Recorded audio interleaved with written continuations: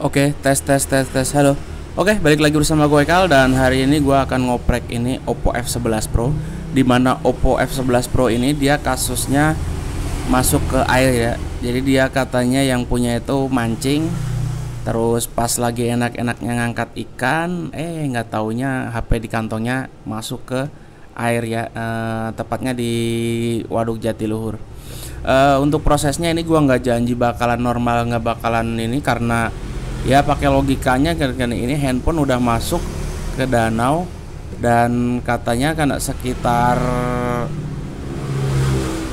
ya 4 jam 5 jam yang lalu gitu. Karena setahu gua kalau misalkan handphone udah masuk ke air itu seharusnya itu langsung diangkat, terus minimal baterainya itu dicabut. Ya sempat hidupnya itu ya. Ya, hidup kene pasti cokot ya. Paehan nanya. Di paehan canda suku cokokan casan. Sieun da. Dihirupan kurang tenang di poeteannya dihirupan. Urung. Kekuatan. Oke. Menurut keterangan user, jadi handphone ini awalnya setelah masuk ke air itu sempat hidup dulu. Ya, jadi handphone sempat hidup, tapi di layar lampu LCD-nya itu atau di backlight-nya itu kekrenyeman gitu apa bahasanya? Kayak yang mau hidup mati kayak gitulah. Terus sama yang punyanya itu dia dijemur sekitar 2 jam 3 jam. Setelah dijemur itu kan bukannya handphone ini malah normal, tapi yang ada malah handphone mati. Oke. Untuk prosesnya karena liatin video ini aja. Kalau misalkan nanti berhasil ya alhamdulillah, kalau misalkan nggak berhasil ya mau gimana lagi, karena yang namanya handphone udah masuk ke air itu otomatis itu biasanya ada air yang masuk dan bisa bikin konslet. Itu berarti kita akan fokus ke situ. Tapi ya intinya kalau misalkan penanganan kalian ya di handphone yang masuk ke air itu usahain kalian bongkar dan konektor baterai itu kalian hapus, kalian cabut. Dan ini jadi ini masih banyak banget bosku. Asin tuh banyak. Tuh ya cai unggul kan. Oh.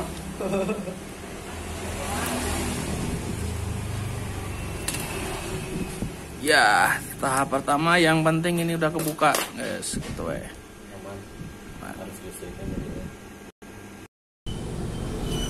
Untuk selanjutnya kalau misalkan di situ tadi udah kecabut ya positif baterainya, intinya konektor baterainya udah dicabut, selanjutnya kita coba lepasin aja ya soket-soket yang nempel gitu kan. Ada soket kamera, soket LCD, terus sama soket. Intinya kalian cabut-cabut semuanya karena di situ pertama di LCD itu karena di situ ada tegangan buat lampu yang nilai tegangannya itu di atas 18 volt, kadang bisa sampai 25 volt. Itu yang sering terjadi kalau misalkan handphone kena air, yang sering konslet itu area backlight-nya. Kalau misalkan semuanya udah dicabut, kita bisa coba bersihin ya. Bersihinnya itu di sini ada semacam solasi pelindung, tapi solasinya ini solasi anti panas. Kita cabut aja dulu.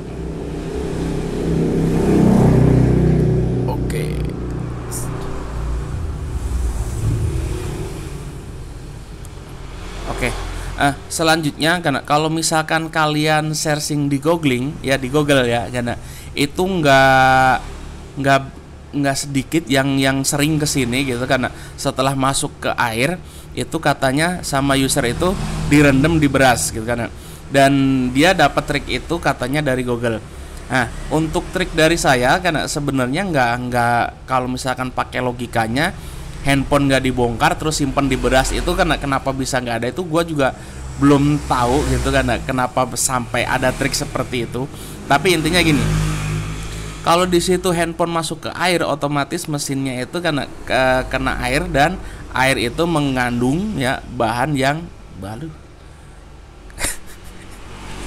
Gua ngomong kayak yang orang intelek kan.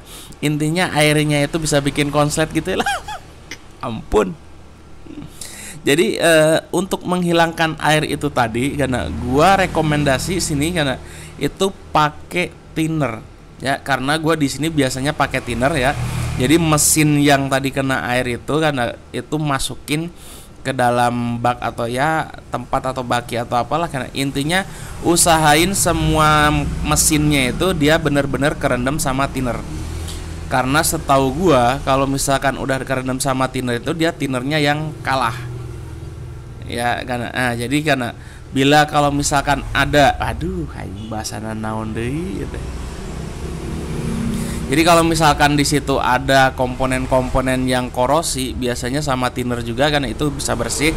Terus kalau misalkan di situ ada air yang masih nempel yang bikin shot, itu biasanya juga hilang dengan cara direndam dengan thinner ini sekitar ya 20 menitan lah, 10 menit 20 menit kan. Ini kita coba rendam selama 10 menitan dulu ya. Oke. Coffee beer. Ya, tadi udah gua rendam selama 10 menitan dan ini gua udah gua angkat ya. Terus selanjutnya gua bersihin. Bersihnya usahain pakai kain yang mudah nyerap cairan ya. Ya bisa pakai tisu boleh, pakai ini gua pakai lap kacamata. Pengorbanan gua lap kacamata gua pakai sini kan. Oke, selanjutnya kalau misalkan udah bisa kalian anginin dulu ya, disimpan di depan kipas angin juga bisa. Dan yaitu selanjutnya kalau misalkan udah kita coba tes ya. Kita coba tes kalau misalkan di sini masih milik ya hidup, kalau misalkan nggak milik ya mau gimana lagi, kita harus bongkar lari ke bagian hardware lainnya, kita tes satu-satu dulu. Nah, untuk pemasangan ini sebelum kalian masukin ke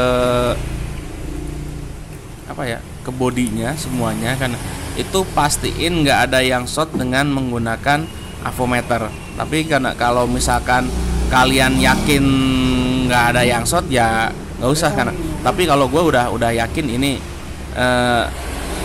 ya yang short harusnya udah nggak ada kalau misalkan udah direndam pakai ini. Dan ini hasilnya. Dan akhirnya Oppo F11 Pro yang kerendam di Waduk Jatiluhur ternyata masih selamat. Nggak tahu LCD-nya seperti masuk apa. Ke air.